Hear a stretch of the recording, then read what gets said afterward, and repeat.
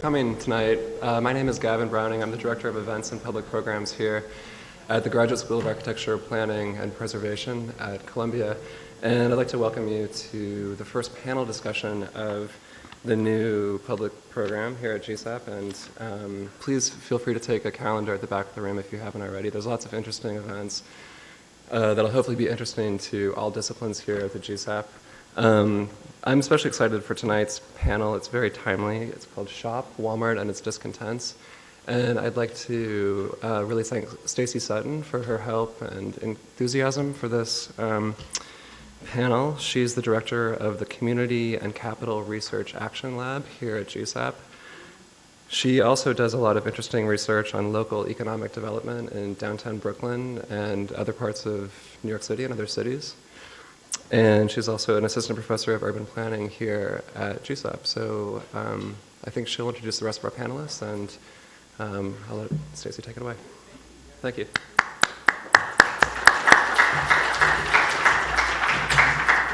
So this, everything's loaded and, okay, it'll look just like what we just had. Do you want, yeah, you can either, so I'm going to, you can either sit here or remain seated. I'm going to just talk for a few minutes and then turn it over to you, so whatever is most comfortable. So thank you, Gavin. And first I want to thank Gavin. He thanked me. I want to thank him. We're just extra polite. Because initially he asked me to participate, and I was a bit reticent because Wal-Mart isn't thematically what I focus on per se, but it created a wonderful opportunity to bring the disciplines within GSAPP together in terms of urban planning, preservation, architecture, real estate development. I think the issues that we're going to grapple with today are pertinent across the disciplines. So I want to thank Gavin for encouraging me to serve as moderator. And so my role tonight is moderator, but also I will do a kind of brief presentation to give some context. But I also, before I get started, I want to thank two specific graduate students, one who graduated last year, Ben Huff, and one second-year urban planning student, Kazuki Sakamoto, who spent, you'll see what he helped me do in terms of the visuals. But both of them really worked with some of the data that I'm going to show you that help us understand and provide some context for retailing, thinking about retailing in New York City. And then after I do that, I'll turn it over, or I'll raise some questions that our panelists, I'll introduce the panel and raise some questions that our panelists will respond to. So that is how we'll spend the next few minutes. And then I think each panelist, I have a set of questions, so each panelist can first do their brief presentation, and then we can engage the specific questions, and then turn it over to the audience for Q&A. So I think that will take us through the hour and a half. So I imagine everyone here today is familiar with, has experienced Wal-Mart in some way. Actually, I'm saying that. Is anyone unfamiliar with Wal-Mart? Has anyone not shopped at Wal-Mart at some point in their life? So, okay, so there's a few people here that have not shopped at Wal-Mart. Okay, well, part of the reason that Wal-Mart is a topic of conversation, and it's both, it's an interesting question, but it's also extremely a timely question because of its practices. Its stealth acquisition and expansion practices have led to over 9,000 establishments, 9,000 Wal-Marts that are either wholly owned or subsidiaries of Wal-Mart across 50 different countries, which is quite phenomenal when you think about as a retailer. When I looked at the Financial Times, the top 500 companies, Wal-Mart was as of the second quarter of this year, Wal-Mart is in slot number 5. The only companies that surpass Wal-Mart are kind of the expected companies, the Apple, another tech firm, I believe it's Microsoft, and then two energy firms, ExxonMobil and the PetroChina. So that fifth slot is occupied by Wal-Mart, which again is unprecedented for a retailer. Those are usually the high-grossing, high-value, capitalized firms are typically those in manufacturing and technologies and so forth. And so Wal-Mart occupies this unique position as a retailer, right? But the question that we're really here to ponder is, what is this discontent? What is the discontents surrounding Walmart? Why does it conjure up such response? And I guess one of the responses that I want to kind of engage tonight, or one of the questions I want to engage tonight is this kind of a rational response? Is our response to Walmart rational, or is it somewhat irrational in terms of the way that New Yorkers think about Walmart? We are one of the few cities that has been able to keep Walmart at bay. Although Walmart exists in New York State, it hasn't been able to enter the New York City market. And this is, I guess, it's propitious that we're speaking about Walmart today, given that Friday it was announced by related developers that Walmart would not enter East New York. So just in terms of some of the background, it's been on the table and it's been part of the conversation as to whether or not Walmart would enter New York and where. It was speculated that it would enter through East New York. A new mall is being developed. Let me actually here. Oh, talking and I forget to show the slides. So this is just the proliferation of Walmart across New York City. I mean, across New York City, across the United States. And the larger dots just represent multiple Walmart locations. But I'm now on slide 3. So this is the announcement that arrived on Friday in terms of in the news that Walmart could not broker a deal with related developers. Instead, they went with a union business, ShopRite, to serve as the anchor to their development in East New York. But that doesn't mean that Walmart won't enter. They're looking for other spaces, but this is kind of decisive in terms of what was going to happen at this particular mall. But the speculation, and given that this happened Friday, my talk is really still focused on East New York because it was just too late to change. But it was speculated that Walmart would occupy about 75,000 to 150,000. There was 150,000 feet available. Square feet available, and Walmart was to share that space with, I think, JCPenney. And the question, again, is why are people opposed to Walmart? Is it logical? Is it illogical? Does it make sense, given that Walmart's primary competitors, Target, Kmart, BJ's, Costco, they all currently exist and operate in New York City. And Walmart has been trying to enter the fray since 2005, and at each turn, there's different actors have opposed its entry. This time, it was most vehemently opposed by the unions in New York City and city council members. But interestingly, 57% of New Yorkers wanted Walmart. They thought Walmart should be able to do business in New York City. There were only 36% of those surveyed said that it should be kept out. So again, why are some of us opposed to Walmart and others seem to find are more comfortable with it operating in New York City? I think there's a perception about the New York City landscape and in terms of retailing.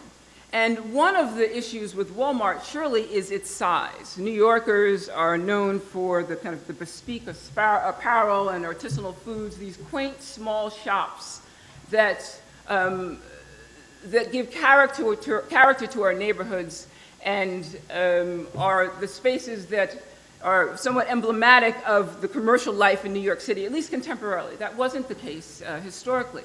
So if Walmart were to occupy Macy's building, would we be opposed to it? Right? It's kind of a thought question because for some, it's really the scale. When we think of Walmart, we think of this large-scale mega retailer, superstore, and one question one has to ask is really, is it the size of this retailer that we're opposed to? Are we opposed to this kind of austere streetscape that it would create? Are we opposed to the fact that it is the largest retailer in the world? Well, what I found interesting is that Macy's, which has been here for over 100 years, until 2009, was the largest department store in the world, and we've never had issue with that. I think it's been recently surpassed by a department store in Korea, but nevertheless, it can't just be the size or the magnitude of the retailer and the fact that it occupies a square block. It's over 1 million square feet of retailing space and 8 stories. So again, what is it with Walmart? Obviously, these are rhetorical questions because what it has to do with is its labor practices, the ways in which it participates or usurps the planning processes for entry. And a few other issues, I think, are at the center of the debate, and I'm going to soon turn it over to the panel to really get their perspective on what is at the root of this, and whether we're talking about Walmart or another big box is, at this point, I'm using Walmart somewhat both literally but also figuratively, because I think it's emblematic of some of the things that we find distasteful with regard to the practices. So it's both their scale, it's the way in which they enter, it's their processes by which they do business, but I don't know that it's unique, right? Again, we have Target, we have Costco, we have other superstores and big boxes that have occupied and entered New York for quite some time, and we don't collectively organize in opposition to these retailers. So again, what is it, and is there something specific to Walmart? Just in terms of orienting you to where the opposition arose this time, Walmart was to enter in East New York, or at least it was speculated that it would locate in East New York. So East New York is in Brooklyn, and the developer that was in conversation with with Walmart is developing another mall in this area. This area has a significant amount of underutilized land, so it isn't an issue of overdevelopment in the area. It surely could use more development. And the first mall has many of Walmart's primary competitors, right? But yet, this particular competitor, this particular retailer, caused such a stir, and it's currently clear that they're not going to be able to enter there, but they're looking for another site. So the issue is not done, but nevertheless, it's not going to enter in East New York. But just in terms of a little bit more about East New York, and I'm just going to go through this very quickly, so you get a sense of what we're talking about. Walmart has been critiqued for the practices it uses upon entry and the locations that it enters. So it typically enters in low-income areas, and that would be seen as beneficial because it's providing jobs, it's investing in areas that have historically been disinvested, but it's also providing low-wage jobs, very low-wage jobs that perpetuate the cycles of poverty that we'll hear more about. So in East New York, you see that this area is kind of high unemployment, high poverty rates relative to Brooklyn, relative to New York City. So the question again, should we be thinking differently about Walmart, given that the competitors that are there are not doing much better? Costco isn't there, but the other competitors that are there, they too provide low wages, few opportunities. So is there such a difference between Walmart and the other retailers? It's typically critiqued for contributing to sprawl and pollution and traffic congestion, and again, for the aesthetic appeal or lack thereof. And all of these issues, I think, are valid issues, and whether or not that would, how that reflects the East New York landscape is a question. Oh, well, the pointer no longer works. So I only have 2 more slides, and I won't point to them because I just broke the pointer. It's not just the battery, I think something just fell. But in any case, so this map is just showing, I'm using some retail data over a time series retail data to locate the businesses in East New York, right? So it's not just that we have one mall, we have a set of establishments, a set of retailers that, while the area is under-resourced in some ways, it's very in many ways, it's much like the other neighborhoods that we know of that are predominantly black, predominantly Latino, lower income neighborhoods that have been historically disinvested. And East New York definitely falls within that category of neighborhood, which means that there are fewer resources, but it's not a desert. It's not a desert in terms of a food desert fully, nor is it fully absent all retail. So this is, oh, this is working good. So this is showing us that prior to the development, which happened in 2003, the gateway development, there were a set of retailers that were there. Once those retailers opened, you see the blue dots, that's where the small businesses, so all of the dots represent small businesses. We're seeing significant closure. But the flip side, the proponents of big box often say, well, not only do we have closure, you also have openings, right? We have starts. We have the green dots. What you're not seeing are what are the specific retail types. And just in terms of background, I used all of the retail types that would perhaps compete with, these major retailers, the apparel, grocery stores, and so on and so forth. And so it's mixed. From this slide, we really can't say one way or the other the effect of big box on the retail landscape. And we're seeing a mixed pattern in terms of opening and closing, and many of the yellow dots actually have been able to survive. So prior to the big boxes opening, there were a set of businesses that remain in place and intact. So then the last slide, I think, is a bit more dramatic in helping us understand what's happening. So although a number of businesses remain in place, you have to also look at how they're performing. And this stops in terms of the dates. It's only from 2003 to 2008. But when you start looking at the sales of these businesses, we're starting to see some more dramatic effects, right? What we're seeing, the different yellows represent growth. The different blue scale represents decline. One set of bars represent the vertical lines represent the independents, others represent the chain stores. So while some independent business retailers are growing, far more are decline in sales over time. And this, as you know, isn't sustainable.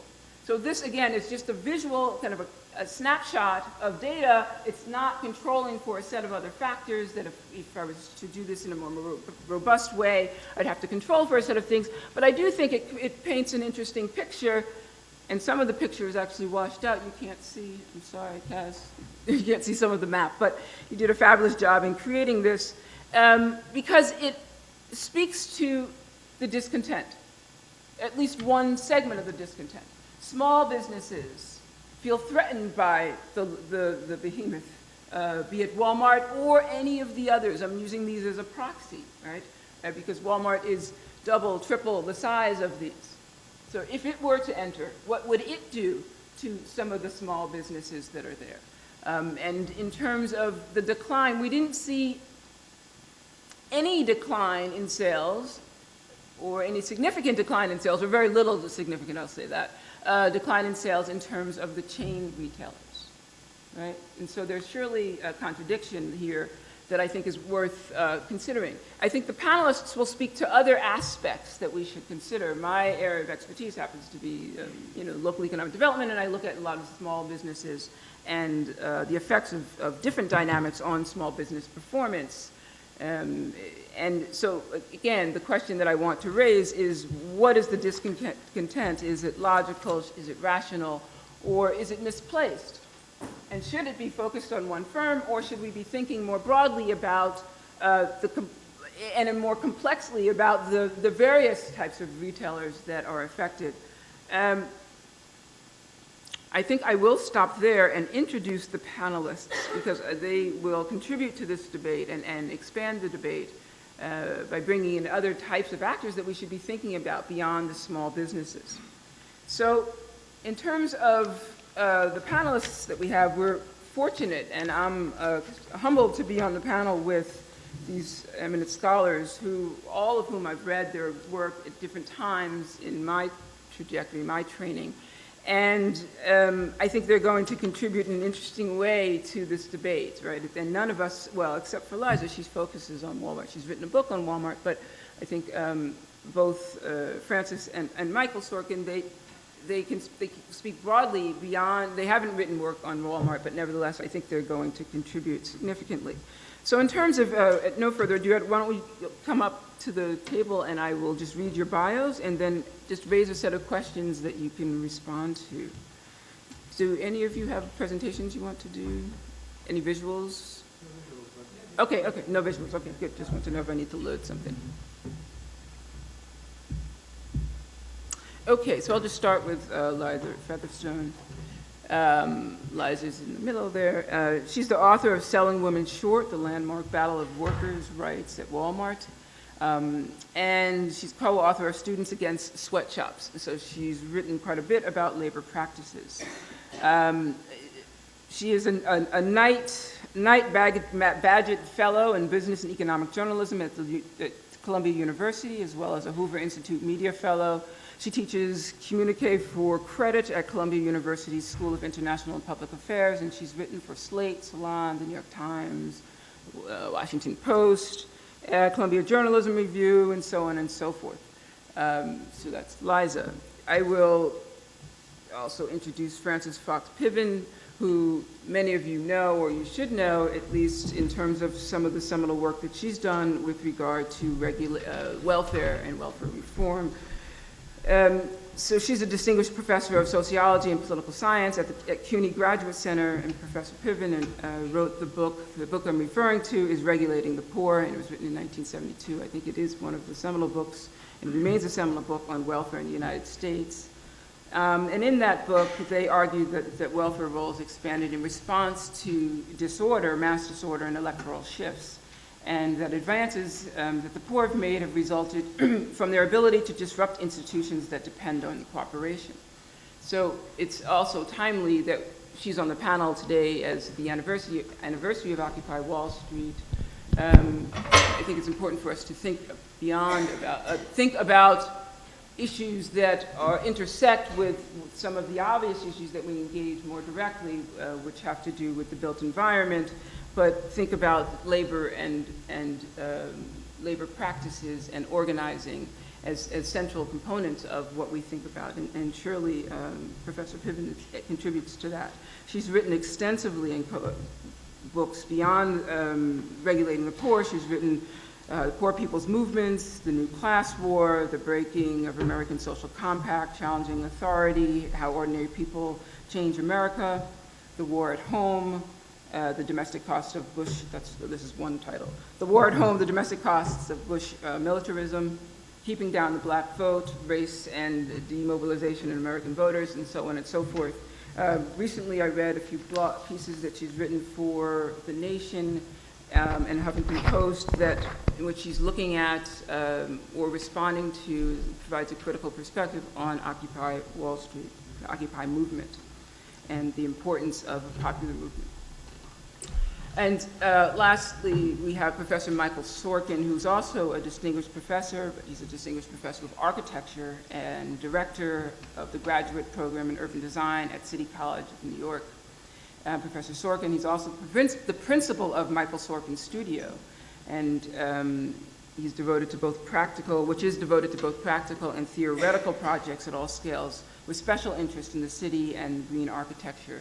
And they've done an array of projects that span from Brooklyn's waterfront to housing and community design in Vienna and Mangalore and so on and so forth. And there's some amazing pieces on the website, or Michael Sorkin's website, Michael Sorkin's studio website, that I encourage you to look at. He is the president of Terraform, a not-for-profit engaged in urban research and advocacy, and the chair of the Institute for Urban Design. Professor Sorkin was an architectural critic at the Village Voice, and he's written a number of books as well. I think when I was in grad school, one of the first pieces that I read in Susan Feinstein's course was about Disney World. It's not in, I don't believe it's in, maybe it is in Variations on a Theme Park, which, again, another book that I encourage you to read.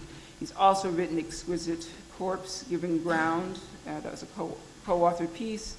A book titled Local Code, another titled Next Jerusalem, a piece that has become quite popular after the World Trade Center, and also pieces against the wall and so on and so forth. I could go on, but let me not. What I will do is just raise a set of questions. Well, I'll raise a question, and I'll just go in order, starting with Liza, and let them respond at depth, and then return to a set of questions. Except that I just lost the questions. Okay.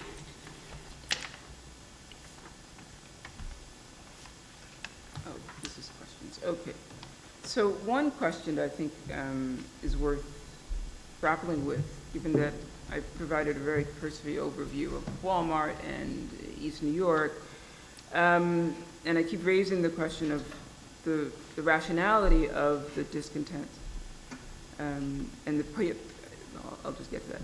So I guess one question is in terms of the genesis of Wal-Mart as part of this vicious cycle of poverty, and how we might want to think about it. So I thought, Liza, perhaps you can respond to this relationship between Wal-Mart and the discontents that ensue with regard to poverty, because you've written, I think, quite eloquently about that in Selling Women Short. Sure. Well, I do think that the discontent is rational, and so here's a piece of it that I think makes sense. And just to take a step back on the politics a little bit, elites, media, pundits, hand-wringing, chattering people love to pit the successfully organized working class against the poor. So poor people who are demonized in most other conversations become very deserving and virtuous in this scenario, right, compared to those union bullies. And we've seen that a lot in the past week in the discussions over the Chicago strike, the teachers' strike. The story that it's the teachers' unions against the poor children, when in reality, the interests of those two groups are not far off.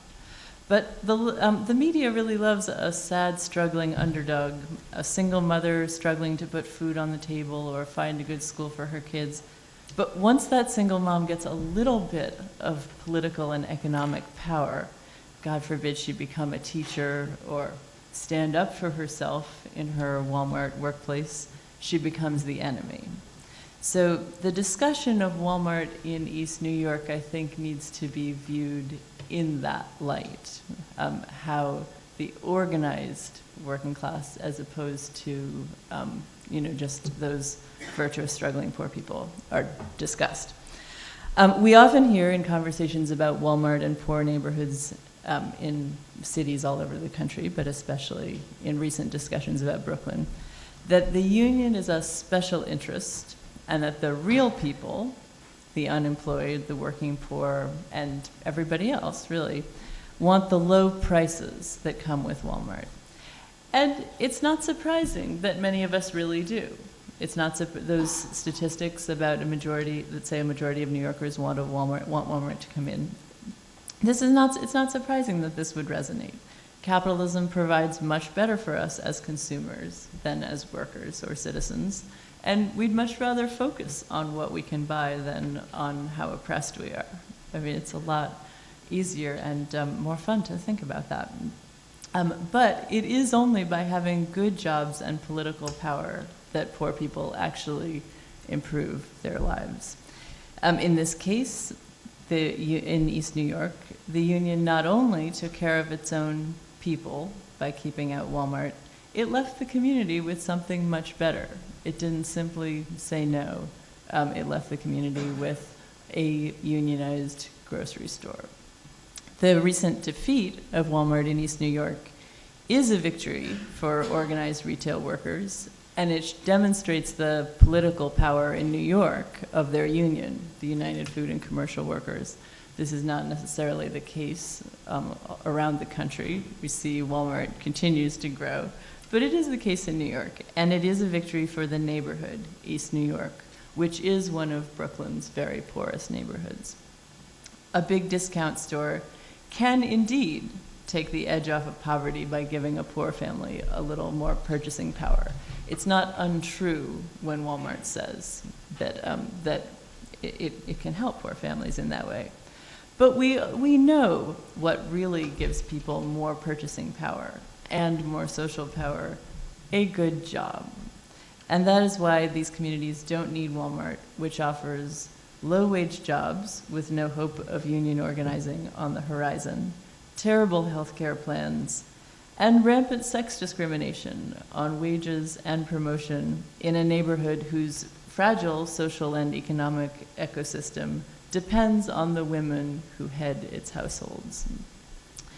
And the argument that Walmart is, people do often point out that Walmart is not really worse than Target or BJ's or any of those other large superstores. And that's true in some sense. Those are low-wage retailers. But there is more momentum around resisting Walmart, and part of the reason is political. That Walmart has set itself up for these criticisms through particularly horrendous workplace practices, and by engaging in political fights, by picking political fights with unions as often as possible, and allying itself politically with the right-wing interests that are most hostile to working people's interests. But even if that weren't true, I really see nothing wrong with picking on Walmart, even if it were no worse than any of these other companies, because that's how social movements and politics work. You find targets that make where there is momentum. You could perfectly well say, why Wall Street? All of capitalism is exploitive. Well, sure, but there is certain things have a narrative and offer momentum to a social movement, and I'm not particularly concerned with whether these narratives are fair, really. I mean, that's just some capitalists maybe may receive more criticism than others, but they all become that is because they have become ways of understanding the system, and they have provided an ugly window on it. The union and its allies have been wise not to simply say no to Walmart, but to also insist on something better. Last time in Queens, it was Costco, which does pay far above the average retail wage. And this time, a ShopRite, which is a unionized supermarket. This addresses East New York's need for grocery stores. Walmart has extensively exploited the food desert problem in poor neighborhoods, but it is a real problem, and it also addresses its pressing need for good jobs, which the Walmart would not have done. So far, New York's political establishment has seemed to resist the narrative that Walmart helps the poor. Walmart gave money to the Brooklyn Public Library and to help clean up Jamaica Bay. Walmart always gives away a lot of money in these efforts to open new sites. But for its pains, East New York Councilman Charles Barron rightly called the retailer a cheap hustler.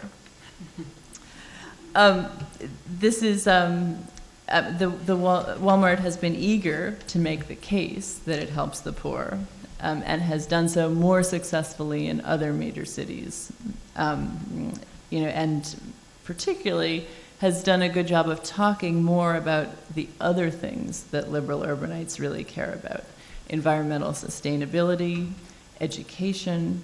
Walmart contributes money to Harvard University, NPR, Black History Month in Washington, D.C. I mean, you can just see trying to peel off all the major pieces of the liberal constituency. liberal think tanks, such as Center for American Progress and Demos. And as if aiming to provide fodder for late-night comedians, the company, which is still the target of the largest sex discrimination suit in history, has made a donation to a group called Women Work, the National Center for Women's Employment. But no matter how wide its checkbook or how green its light bulbs, in New York, the issue of workers' rights and living wages just won't go away.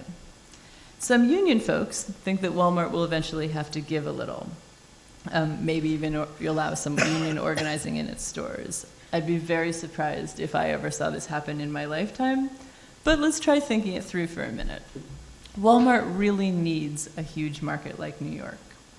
With unemployment high all over the country, Walmart's core customers have become simply too poor and too frugal to do much shopping, even at Walmart.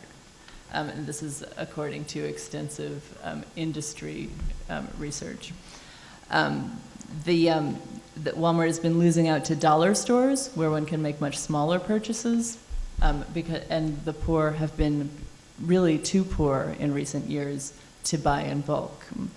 As fuel costs become a daily nail-biter for so many Americans, it's important that dollar stores are more easily reached on foot or by bus in most communities, whereas Walmart is a place you have to drive to.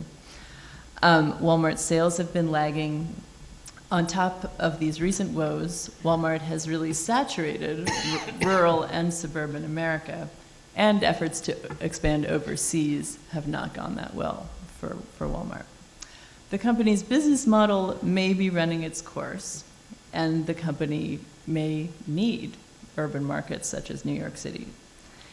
It's a little, this really is not how politics usually works. It's not like you usually get what you deserve.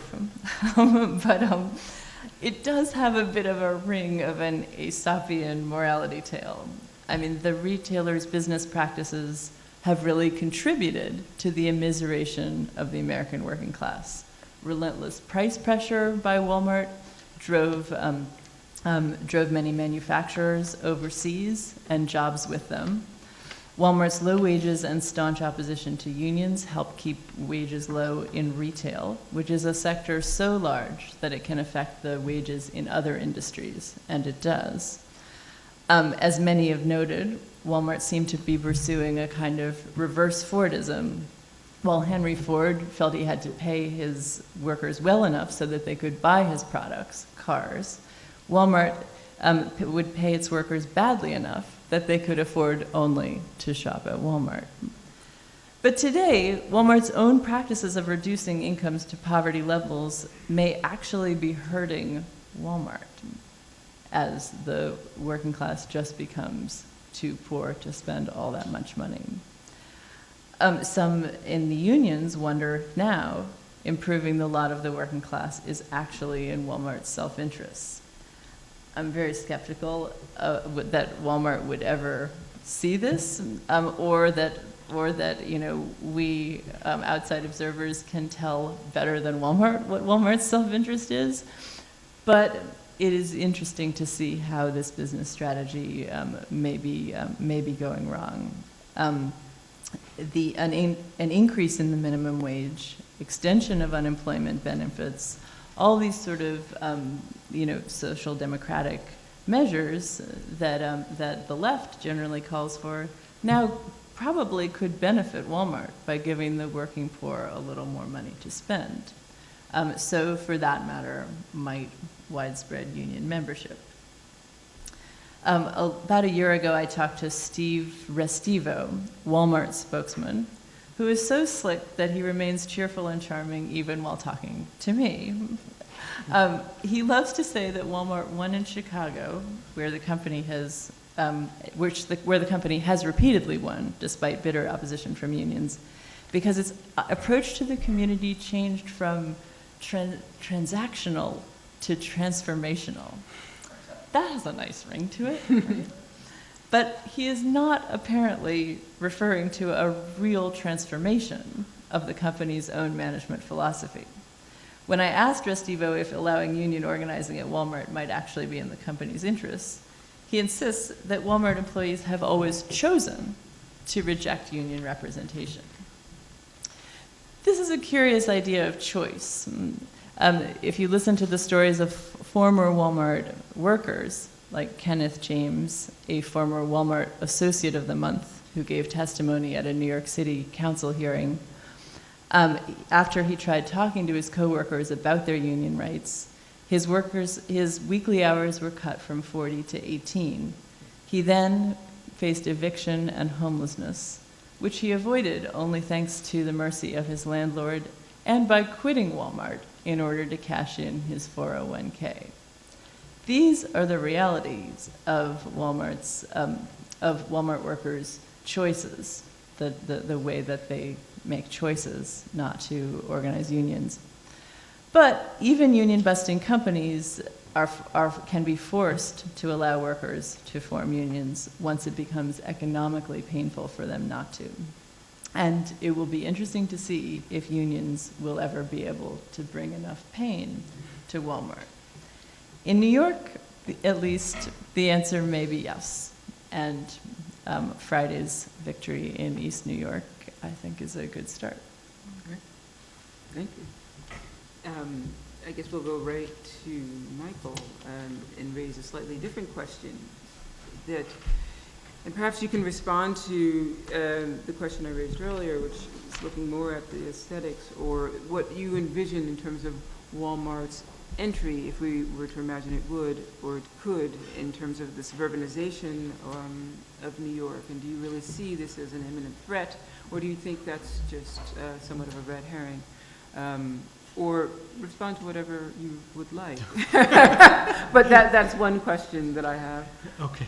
So I was told to try to fill 15 minutes. I was gesturing to you about the watch, so you shut me got up. So I'm not a Walmart expert, but attempted to acquire some expertise and made an outline in response, in effect, to your question about what's the problem with Walmart. Number one on the outline is an anecdote having to do with a time some years ago during the so-called days of Glasnost, when delegations of Soviet architects, somehow free to travel, would periodically heave up on American shores and meet with groups of progressive American architects. And it always fell to one of the American architects on these evenings to be the one to say to them, well, I'm glad you're making this progress, and we're delighted with the kind of the freedom of speech that you're enjoying, but don't go so fast. The socialism, it's not an entirely bad thing from our perspective. And on this particular evening, it fell to me to be the person to read the riot act to the Soviet comrades.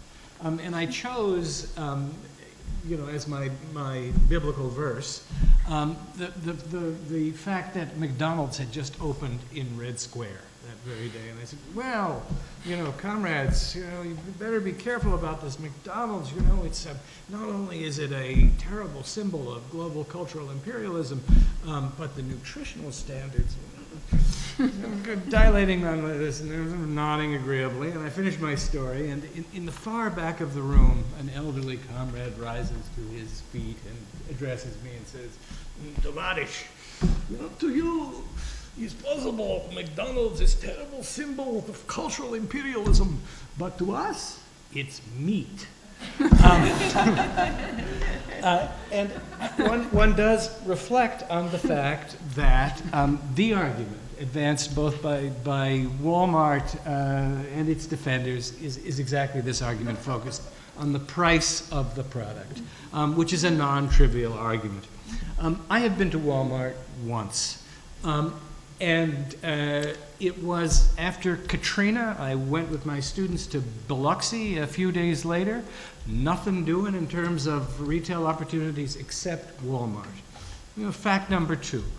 This is a logistical and distributive operation of incredible sophistication and reach, and they were the only operation that had the capacity to actually deliver plywood and skim milk and the necessities of daily life to these people. That being said, on the kind of the argument for introducing some skepticism. I made an outline. The first part of the outline is why hate Wal-Mart? Well, it's just quite a long list, actually. And much of it brought up already. I mean, there's the exploitation of workers, not only here, but in terms of the way in which Wal-Mart controls such a large percentage of the slave labor economy in China. There are plenty of statistics that suggest, vis-a-vis your chart, that it's a job killer. I've read in one article that for every job Walmart creates, 1.5 go away.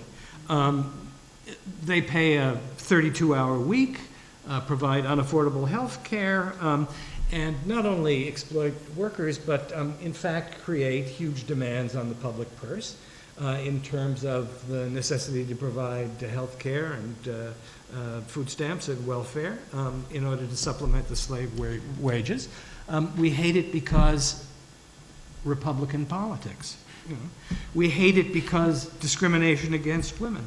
We hate it because of destruction of local communities, the killing of Main Street, the pervasively adverse impact on existing small-town retailers, on the fabric of community life in which those businesses have long... I'm not telling you anything new here. We hate it because it is the emblem of globalization and the extremities of neoliberal economic organization. It is, the highest form of post-Fordist global production, emblematic of its extreme capital mobility, high levels of employment insecurity, and contributes to the terrible stratification that we're experiencing. It is the museum of corporatist production and its dominance of everything. They sell guns and ammunition. They further the pattern of suburbanization and abet the indispensability of the automobile. It is a no free speech zone. And I add only parenthetically that one of the interesting things doing a little bit of Walmart reading is the way in which this struggle is not exactly new. I was interested to discover in the 1920s and 1930s the vigor of the anti-chain store movement in the United States, focused in particular on Woolworth, and the massive amount of legislation that was actually passed in order to curb chain stores. Okay, that was question number one. Question number two, which you brought up, is what's the difference between Walmart and Macy's, after all? There are some basic similarities, although Macy's, when it was built, was, I guess and remains, was 1 million square feet, which is many orders of magnitude bigger than Walmart. And in fact, at the time that it was built, it was larger than any single industrial installation in the United States. So I think you're right that it's not exactly the bigness question, maybe the multiplicity question. It's not the kind of mix of goods and suppliers. Macy's also has a global reach. We tend to have a additional reverence for venerability, perhaps, but I think the real difference is that the orders of venality are rather different.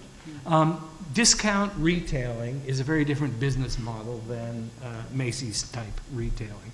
And it depends, and I quote from Nelson Lichtenstein, who edited an indispensably useful volume about Walmart. Discount retailing depends on continual, near-obsessive attention to wages and labor costs. Discounters must have 2 or 3 times the turnover of traditional department stores like Sears or Macy's in order to make a profit,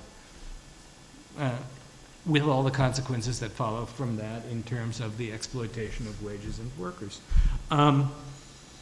Frank Woolworth, one of the forebear of Sam Walton, said in 1892, "We must have cheap help, or we cannot sell cheap goods."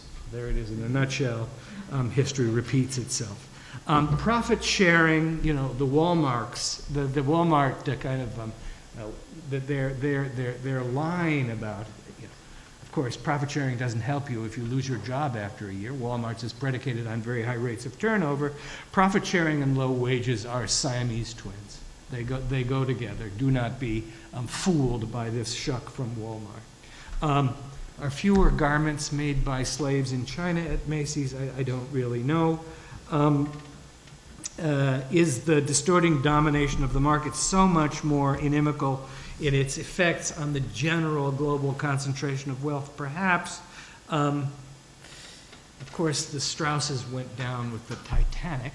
I guess that's on Macy's side. There is this question of accessibility we will discuss anon. But it is true that the department store is different, because its rise in the 19th century was very much predicated on the idea that it was to be located at the convergence of dense population and public movement systems. Intrinsic difference. So what's the difference between Wal-Mart and Eataly? I don't think it's about fewer food miles. It may be simply a character that springs from our own prejudice, which we certainly bring to the critique of Wal-Mart. It's Eataly is for us, Wal-Mart is for them. On the other hand, it may be that there are certain kinds of experiential relations in the course of shopping and consumption that are apt to the city. And God knows, as a kind of cultural actor, we all prefer Mario Batali to Sam Walton.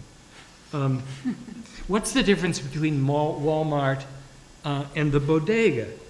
In fact, you get a much better selection at Wal-Mart. On the other hand, we are all, we reverence the small-scale entrepreneurialism of the Bodega. We obviously celebrate local ownership. The Bodega's relationship to that food desert in relationship to Wal-Mart, a little more problematic, since bodegas are not known in general to be fonts of high nutritional standards or wide variety of fresh food choices. We obviously are interested in questions of scale as urbanists, and the Bodega obviously fits into our Jane Jacobs paradigm much better than Wal-Mart does. We like the idea of the distribution of our retail infrastructure to conduce the scale and tractability of neighborhoods. I'm not sure that we can prefer the Bodega in terms of either wages or job security. 2 minutes? Yeah. Ooh. Well, we can come back. And let me go as quickly as I can. And the Chicago thing. There is the study everybody cites, which I think is reflected in your dot image. Is the Chicago study seemed to suggest that within a year of the opening of a Walmart, 20% of local retail died, and within 2 years, 40%. Was gone. This is one study, I think, from Loyola in Chicago.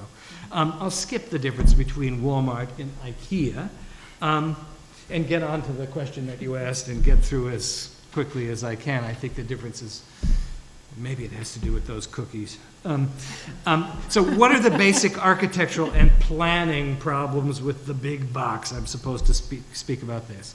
One, how do you inscribe the suburban paradigm in the city, including the parking lot, the car, the highway, the consolidation of outlets as opposed to the distribution? How do you deal with the physical scale of a very large operation in a fine-grained neighborhood?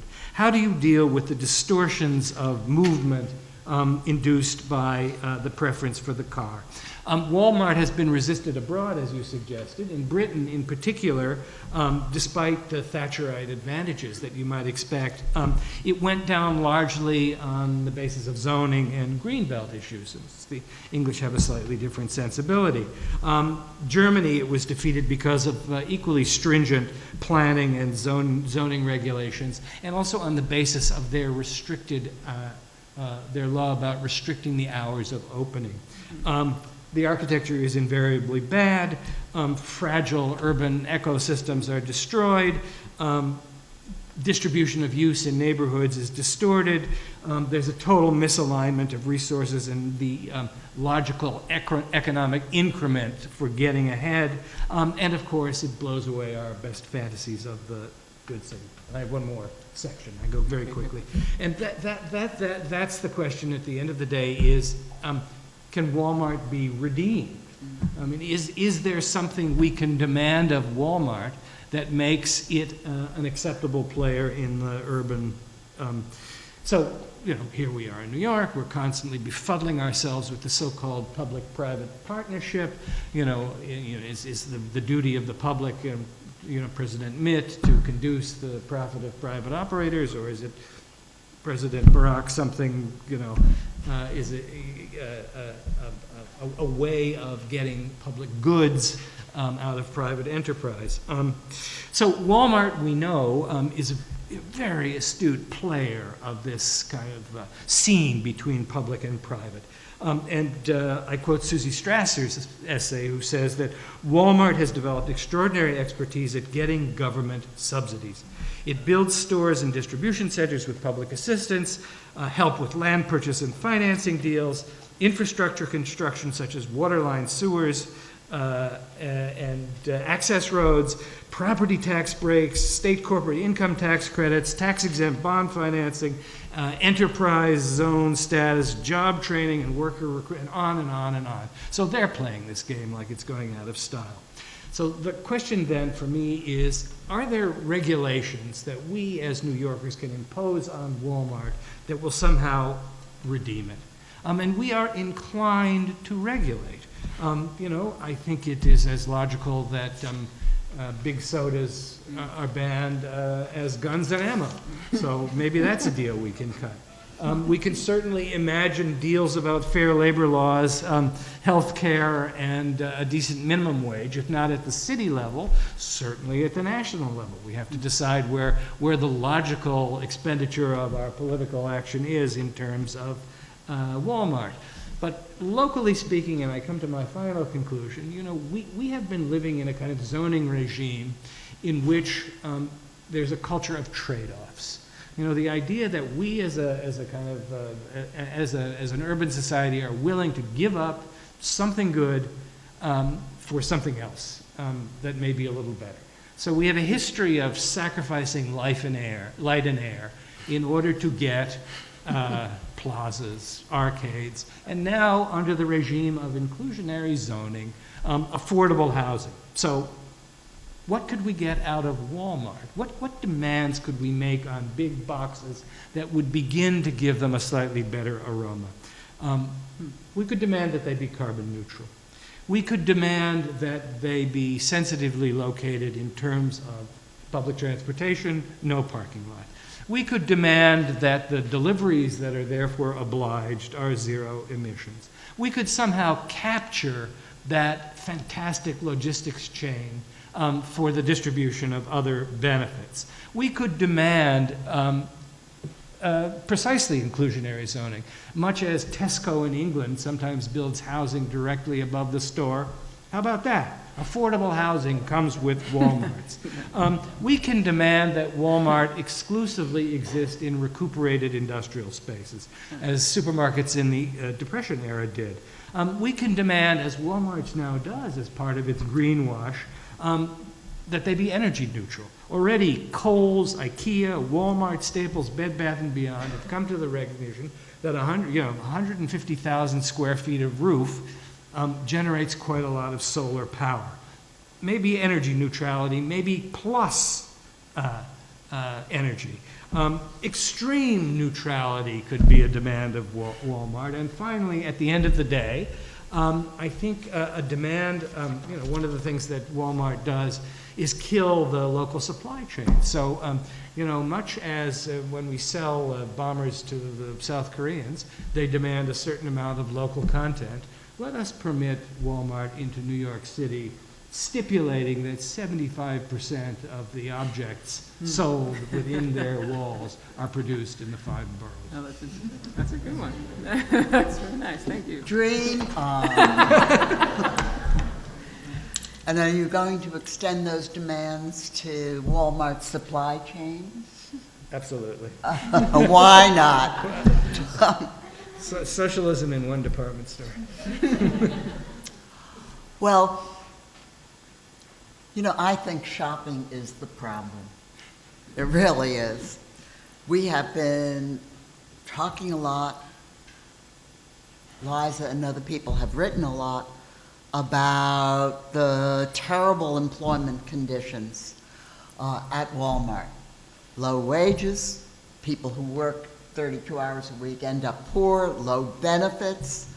Walmart employees need food stamps. The Walmart is so anti-union, and yet people take those jobs because there's high unemployment and they're desperate. So we got a jobs union problem at Walmart, and we also have a problem of local businesses, because our communities are really organized around businesses. The little shopping center is our town square. That's the kind of society we are. And the opposition to Walmart in New York has come largely from organized labor, and it has come from smaller retail businesses. But most places there hasn't been this kind of opposition, and even in New York, the opposition is in a sense muddled because public opinion doesn't back these organized interests who are keeping Walmart out. Now, why is it muddled? I think Walmart and the other big box chains have to be viewed not only in terms of the working conditions they generate, not only in terms of their impact on retail business, but as the latest frontier and a distinctive frontier of a mass consumer society and of the shopping culture that mass consumer society is. And what does that mean for our sort of ecological future? Just think about it. Liza mentioned the famous sort of Henry Ford principle. He was going to raise his automobile workers to $5 a day so that they would be able to buy Ford automobiles. And that's seems like a kind of virtuous circle. This logic is not being practiced by big business in the United States today. They're not raising the wages of their workers so that their workers can buy the stuff that the workers produce. And the reason that they're not doing it is that business elites in the United States today are not rooted in Detroit. Ford was rooted in Detroit. He could capture, in a sense, those wages that he paid by getting his workers to buy his automobiles. But these unrooted business elites, with their extensive trade networks and their incredible levels of financial speculation, I mean, they can't figure out where that money is going if they were to pay it, so they don't pay it. Moreover, I think there's another even bigger possibility about the connection between earnings and purchasing or shopping or consumption. You know, the workers earn a decent wage, or they earn a wage, enough to shop with. May not be decent. They can consume. And that makes them, in a way, captive of the job. Because, especially if Walmart and the other big boxes are around, because they're advertising like crazy, so that people, they have to consume, therefore they have to work. If you really need the stuff, you're going to be the captive of your employer, if not this employer, some other employer. This, I think, can create, in an era like ours where wages are being driven down internationally, it can create not Henry Ford's virtuous cycle, but a kind of vicious cycle where cheap goods are produced and sold, marketed, advertised. And because the goods have to be cheap, the wages have to be lower. And that means, and lower, and the goods have to be cheaper and cheaper. And everybody has to work harder and longer. American working hours have increased enormously, especially if you look at working hours as I think they should be looked at, as in a sense family work time. Now we have two parents going out and working full time. Who's taking care of the kids? Who's cooking the dinner? What happened to the family meal? I mean, this is a kind of extraction. It's a kind of exploitation. And a lot of it is wages are going down so the goods can be cheaper, but then people have to work more because they want to buy the goods. Well, that is a big problem, even if it were not only because we don't know where the cycle ends.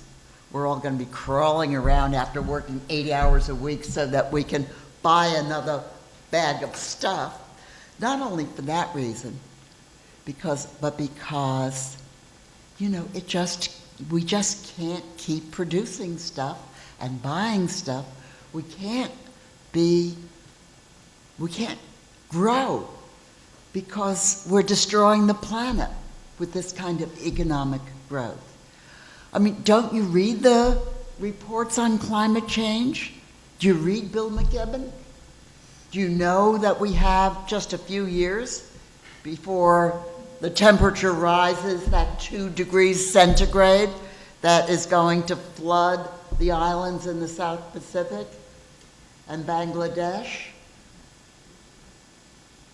Well, and Walmart is part of this.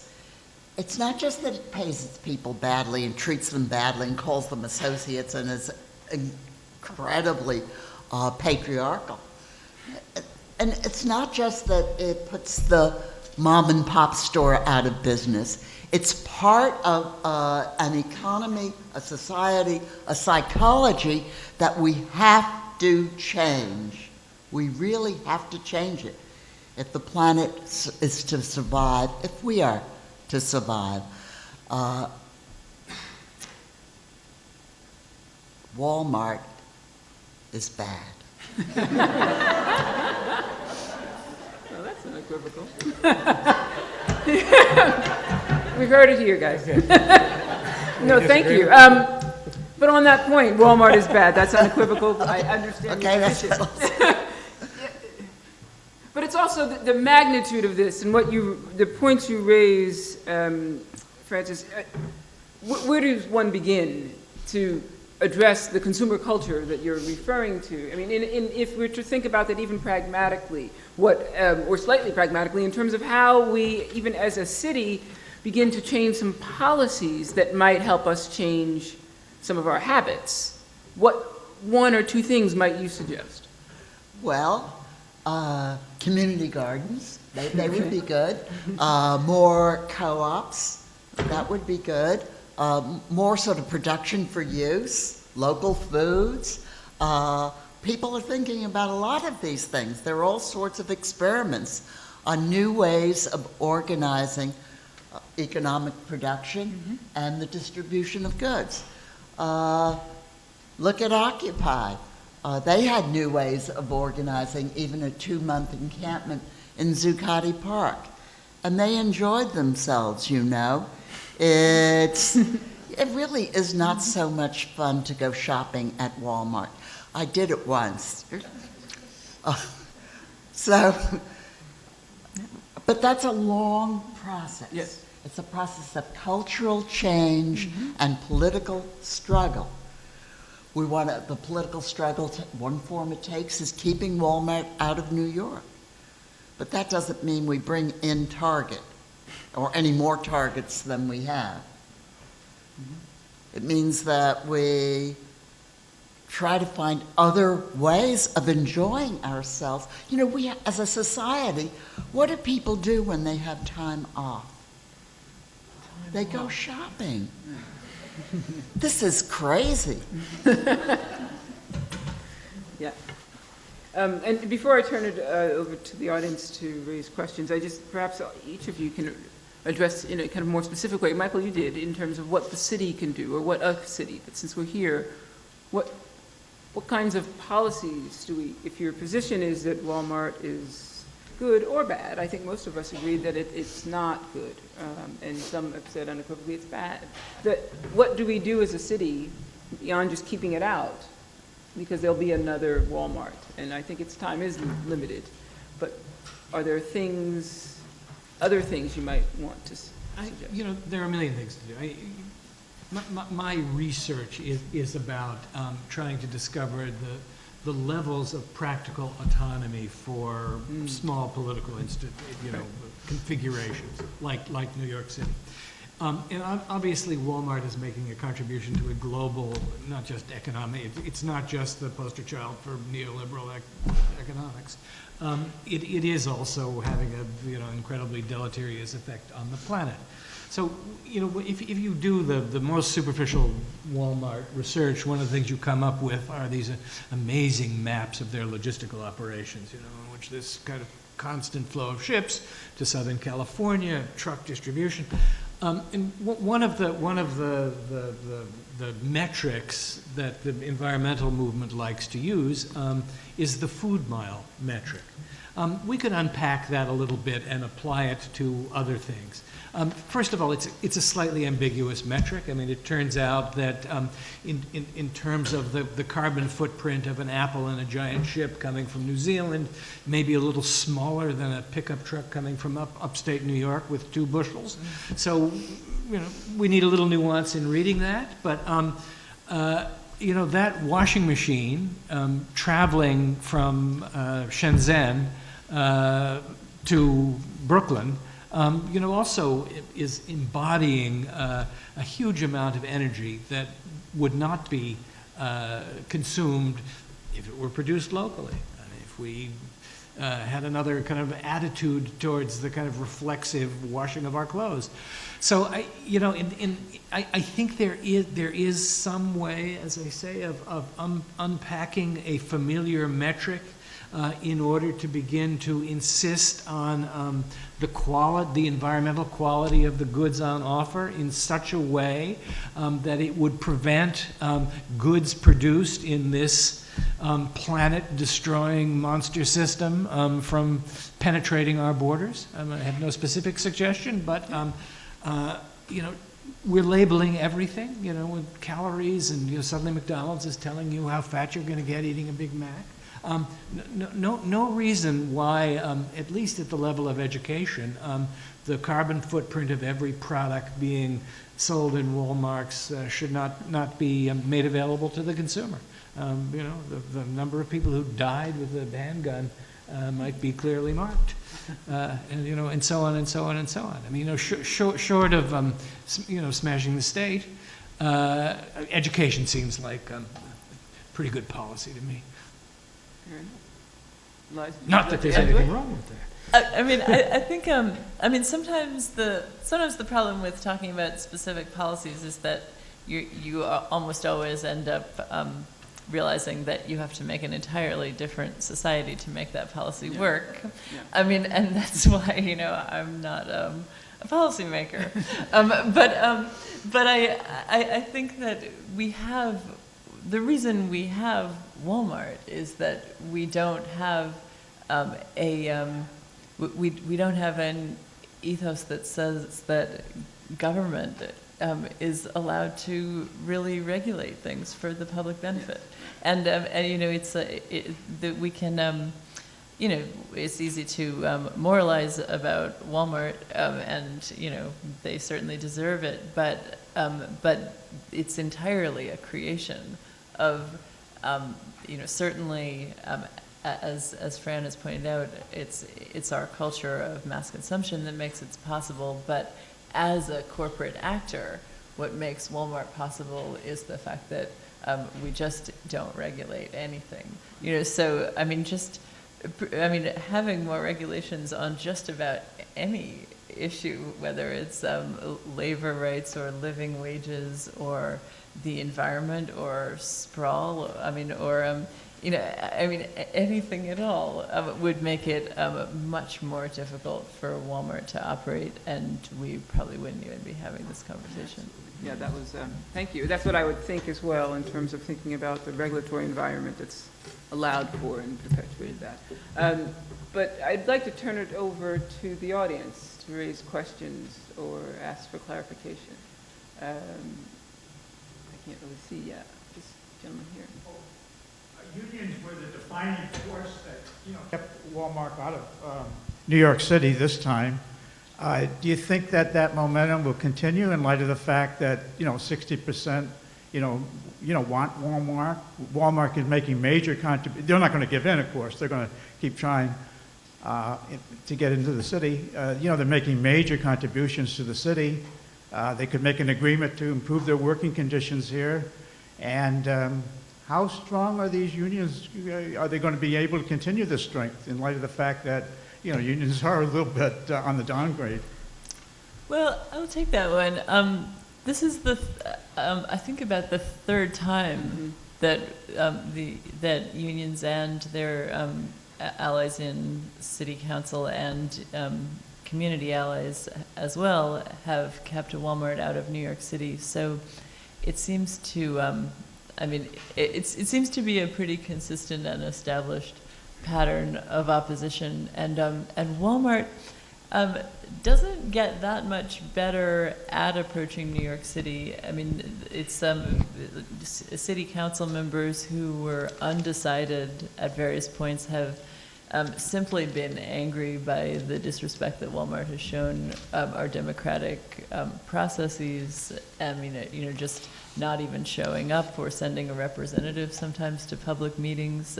So, I mean, I think that there's been a pattern of Walmart feeling like it could exploit, the lack of democracy in New York City and behave even more undemocratically, and people getting angry about that. But on the other hand, there's also when you win victories, it helps you win more victories. And the unions and communities have continued to win victories on this issue, and I wouldn't be surprised if those victories led to more. And I also think that something that's really good is not simply that they win and keep Walmart out, but that in fighting about it, communities and the larger New York City does end up having a conversation about what might be better development, and so far that hasn't led to huge discussions about what might look better or what might be more environmentally sustainable, but it does at least lead to discussions about what might be living wage jobs, what might better serve the community in those ways. So I mean, I think so far the victories will probably continue, and they will probably continue to spark pretty constructive discussion. Other questions? So his hand first, and then... Do you want to answer? Do you want to answer? Nobody has spoken to the issue of buying and bulk and the mental process that goes through one's mind when you buy far more than you need. You have date codes that expire. You tend to become a bit slothful, and when you use the end product, you tend to use far more than you would if you're living in a small apartment in New York. Just speak to the notion of turning your home into a warehouse is the thing, right? And then having to rent extra space for the overflow. I saw someone's, yes, this person here. I want to sort of believe that Walmart is this really awful thing because it seems to be a big thing. But I've lived in multiple cities where there have been multiple big box stores that have moved in, and I don't remember really seeing such a negative reaction in these neighborhoods the way that you guys are speaking of it being. I mean, like, there's a huge shopping center with a Target at 225th and Broadway, and that's a booming commercial district, and it doesn't seem to be having any sort of negative effect on them. It seems like the negative effect that Walmart is having is more in these rural areas where they don't have any other options. And I was just wondering if they're sort of fighting there as much as people in New York who have the time and the money to fight these things are fighting.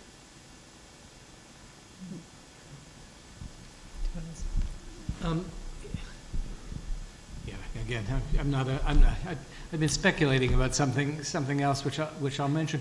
One of the interesting things I knew nothing about Walmart last week. Now I know a few things.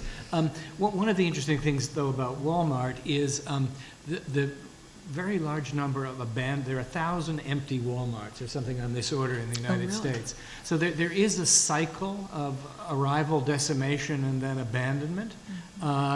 And yes, it's definitely true that one rural community after another has its regrets about Walmart.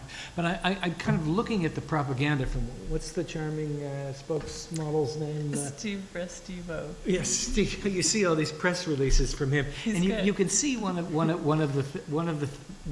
the approaches. And, the question is, what's the impact of Walmart on the kind of morphology of a city like New York? And certainly the idea that it exists in a kind of state of urban exception because it's about parking lots and cars and other means of access, is that it looks like their strategy in part has to do with a kind of special economic zone, Guantanamo, idea where they look, for example, Willets Point is one of the places that where there is quote unquote nothing but huge parking lots having to do with baseball stadia. So I begin to kind of have an anxiety about a point of entry that is a pre-existing state of exception that then somehow aggrandizes into a more typical condition. So I obviously I have anxiety about Walmart from the standpoint of the incredibly exploitative labor practices and the sexism and the slaves in China. But also, I don't think they know how to function in an environment that is not about inappropriate scale and the hegemony of the automobile as the primary means of access to the facility, and that ain't us. Yeah, and just to build on that point here, this image is just one of the forms of Walmart, right? So we think of Walmart in terms of large scale, 100,000 square feet, but they've adapted. So there's far more flexibility in their physical form, and they've adapted. This is actually in Chicago, so they've come up with a form. It's not actually new, but it's new in Chicago in terms of their neighborhood markets, where they're just so they enter very similar to Michael's point. They enter in areas that are underutilized, Willets Point, East New York, and then they proliferate in whatever form possible and follow their traditional business model, which is to essentially to decimate their competitors, whomever their competitors are, small or large. Yeah, they now have three basic formats, small, medium, and large. Yeah. But the 7-Eleven also wipes out the bodega, so it's a question of choices. I want to address that question a little bit because, I think that, most people who come from small towns, it's true, have these stories of Walmart opened up and destroyed the downtown, and it was really visible and terrible. And it's true that in cities, where Walmart comes in, if you live in that city, you don't see it as much because there is much more diversity in the landscape and different kinds of businesses. But when so as a resident of the city, you might not notice all of the effects of the Target or the Walmart. But when people study the impact, they always do find an impact. They always do find, the certain number of jobs lost, certain numbers of businesses closed, the effects on wages in the community, but because there is so much going on in a city, you can't necessarily observe that visually. You have to study it.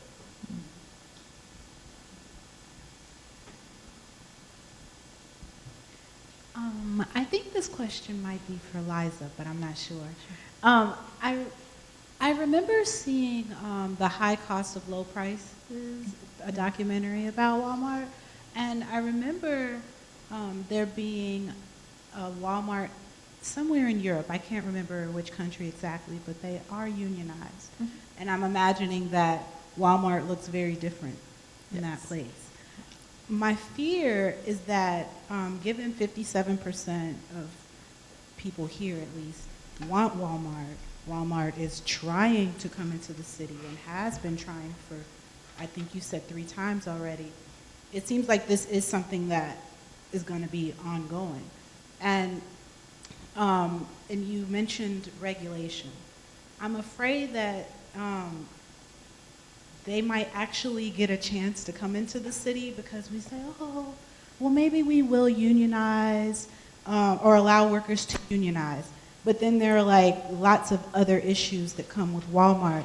And so I'm kind of thinking about that because I think that might actually happen, like where we give a little and then they say, oh, we're going to do X, Y, and Z, and then it turns out that it's like the worst thing ever. So I don't know if you can speak to how Walmart is functioning in that European country and how, I don't know, bad it is, or if you could speak to that at all. Sure. Walmart does operate in some other countries where the workers are unionized, and it does look very different, than here. The workers are paid better, they're treated better. Walmart is very much a function, like any other country, of the political culture and the regulatory climate. We make it what it is. We make it what it is by having certain political institutions or not having them. And so you're right about that. And in some places, Walmart has been able to work with the unions, and in some places, like in Germany, it just simply decided it was not worth it, because of the working with unions and all the regulations, and also Germans just didn't really like the cheerful people at the door, and having to, just all that. How's your day? They just weren't into that. So there were other issues besides the labor issues, but that was a factor. And but as far as the idea of agreeing to something, say that Walmart agreed to do certain things to please New York and then come in. The record on that is just terrible. Those are called community benefits agreements, those kinds of agreements that Walmart or any other retailer might make with a community. And Michael was talking wonderfully, fancifully about all these things that we could demand of Walmart, and it is fun to think about that, and I was talking fancifully as well about what if we demanded that Walmart be unionized. But the reality is, when the communities do demand that of Walmart, the agreement is usually not honored. A couple of those agreements exist. I think one for a store in Chicago, and then there was also one in LA, and they sound pretty nice on paper, and none of that is really being done. And that should be no surprise and is not unique to Walmart. We demand community benefits from all sorts of developers in New York, and they never give back. They always say, "Oh, we're going to, make some affordable housing." Like that's a very common one. They say, and it never really materializes. But that's true in the competition that localities engage in for new investment. Yeah.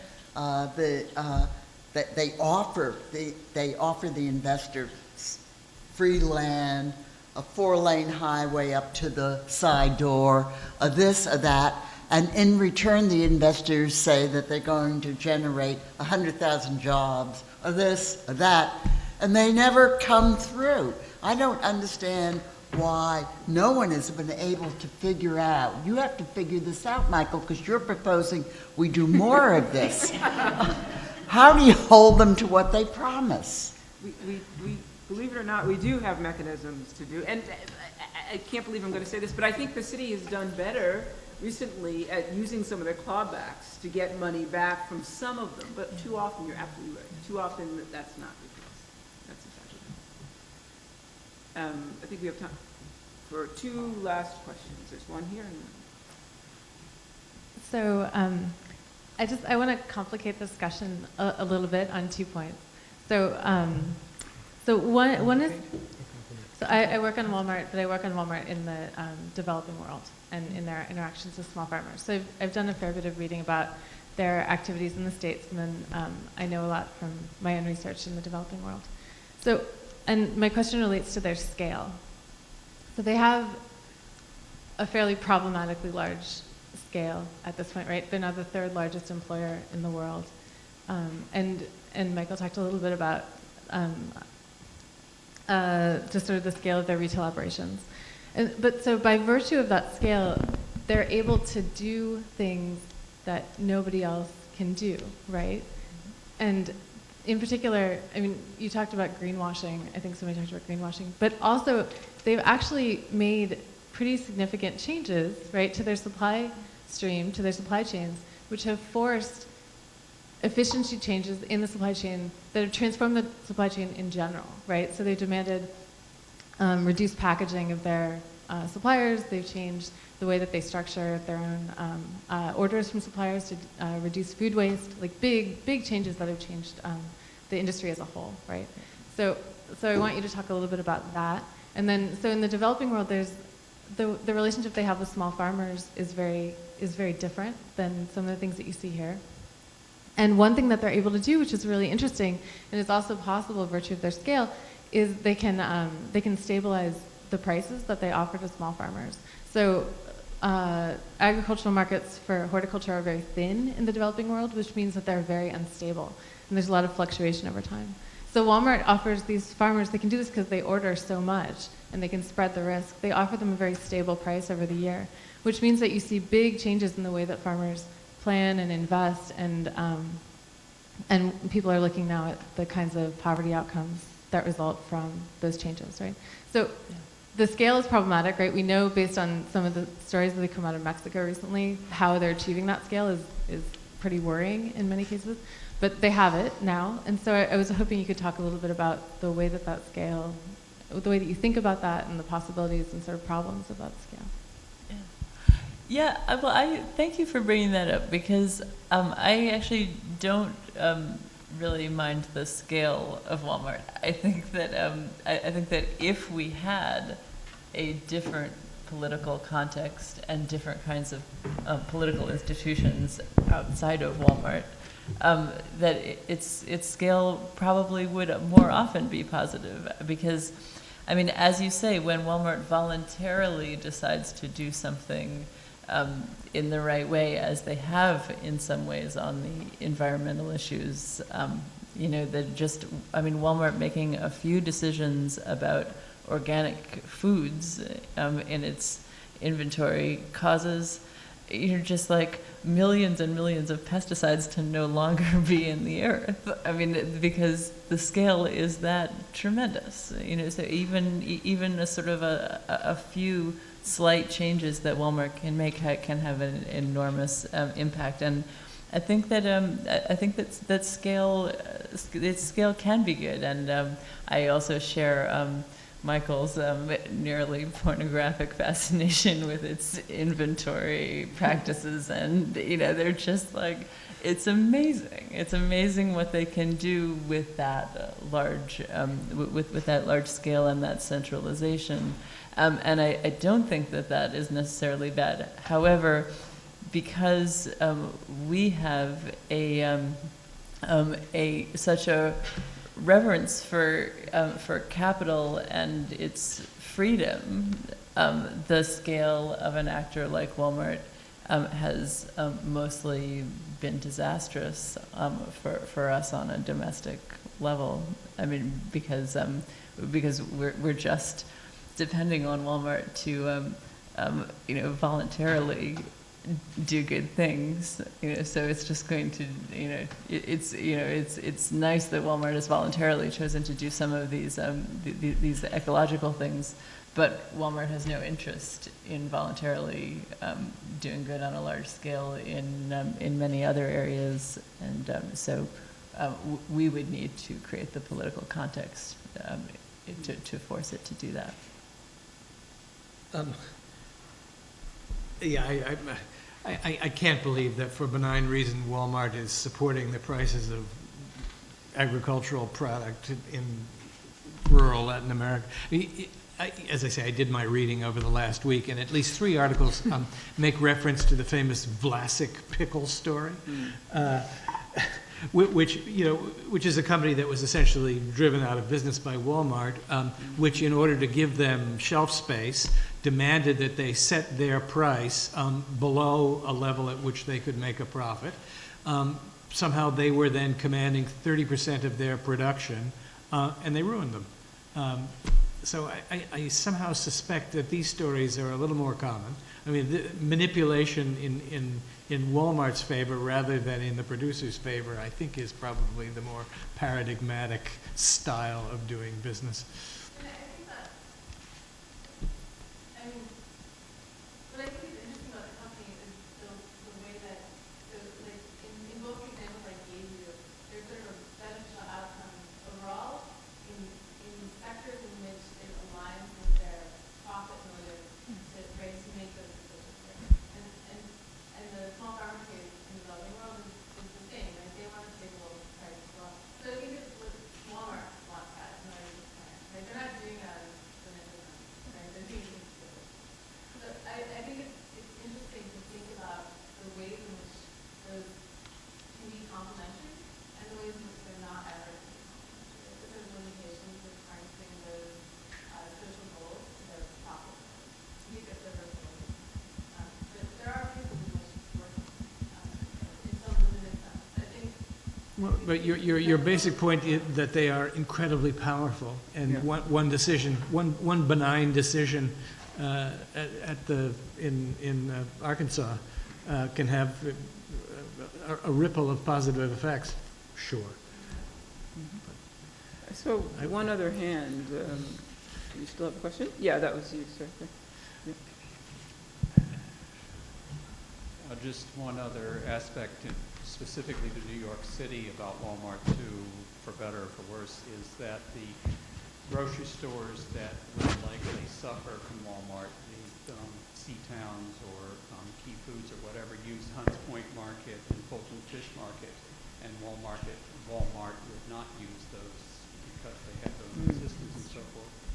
So that would mean a loss of jobs. Maybe the idea of those wholesale markets is outdated. I don't know, but it is a factor that would, if Walmart came to be in New York City in a great scale, would be specific to the dynamics of the city. Yeah, I think that's a really good wrapping up point, because we've spoken about the Occupy movement. We've talked about neighborhood business, and we are living at a moment in which the idea of organizing around the idea of a localist politics seems to be very important, and Walmart is the antithesis of the local.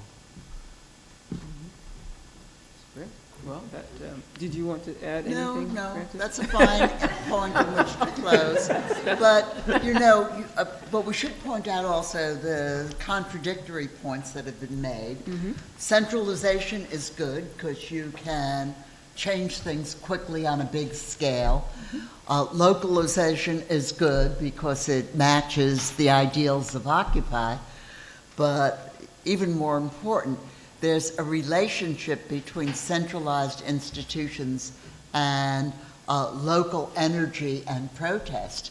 Local protest is most effective against centralized authorities. A village organizing against nobody, no, that village will die. But if you organize against the empire, maybe you'll get a response. Okay, let's do it. Very good. Okay, well, thank you.